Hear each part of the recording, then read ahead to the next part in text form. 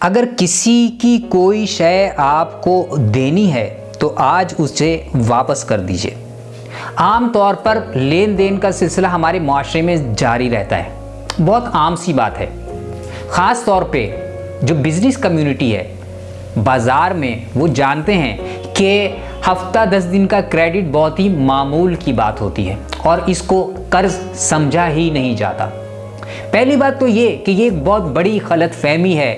1 گھنٹے کا قرض بھی قرض ہے، نہ کہ 1 ہفتے کا قرض۔